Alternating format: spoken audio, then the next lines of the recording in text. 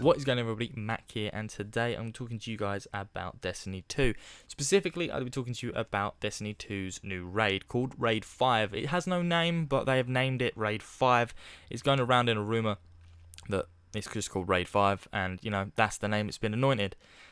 So, we'll just get straight into it. Luke Smith has been really giddy about the new raid. So, he goes and he talks to an interviewer, and he speaks about what he did with all the old raids, how it made him feel, what was the idea of each raid. Vault of Glass was a teamwork raid. You went through the portal, you came out the portal, you killed him as a team. That was the team. Team was Vault of Glass. Crota was really the hero moment. Your team took down Crota's shield while your one badass, whoever it was, sword runner, took down Crota in swings 2 preferably, not 3, because we all know how 3 goes sometimes and they get too cocky and have to swing away, but that's for another time.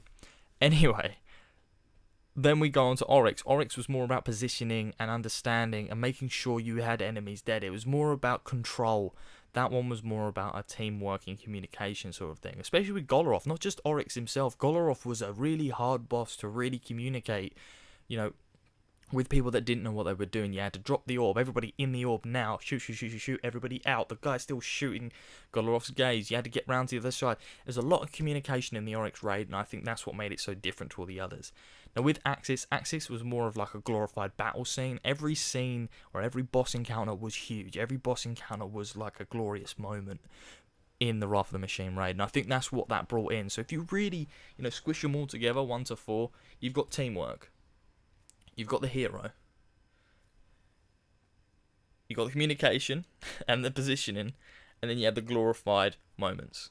And that all together, that's what creates Destiny. That's what created endgame Destiny, in my opinion.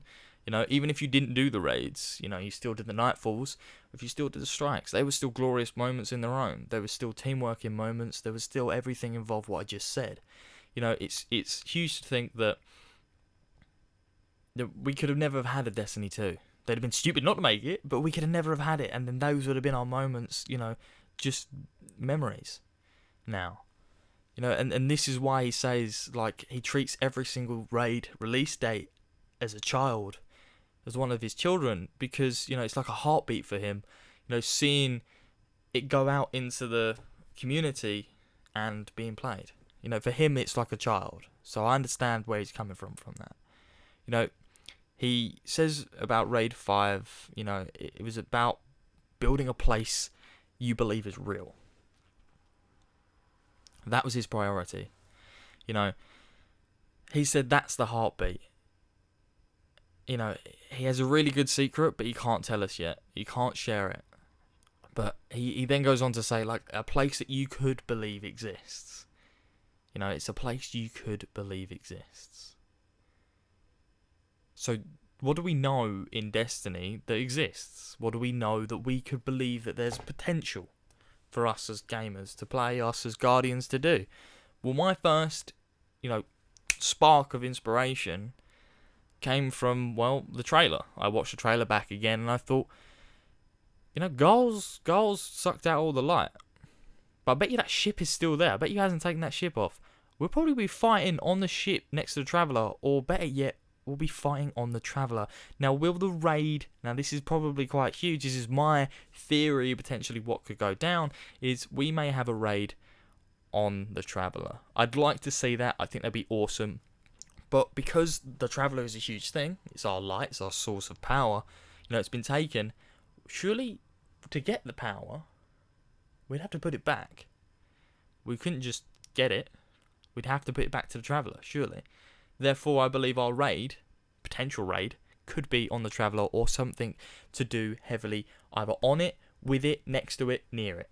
We're going to be near the Traveller. I believe that that's the raid potentially, but don't take my word for it. That's just a theory. Let me know what you guys think in the comment section below. Do you think Luke Smith is hyping this up too much? Do you think he's, I think he's just enjoying himself. Destiny has been his baby, and he's made it, and he's made a really good game with it. He's making a second child. So I got kind of stop talking about it like it's a baby. Anyway, he's done a good job. And I respect him for what he's done, and even he can't share, important stuff like this. Who cares? The beta's going to be out soon, so we've got 16 days before the beta comes out. So make sure you do that. definitely, and I'll see you out there. So if you did enjoy it, leave a like, comment, let me know what you guys think in the description, comment section below. Any links to my other videos will be in the description if there are any up. Ring the bell, because that's a thing now, because apparently, you know, ringing the bell helps you guys know when I upload a video.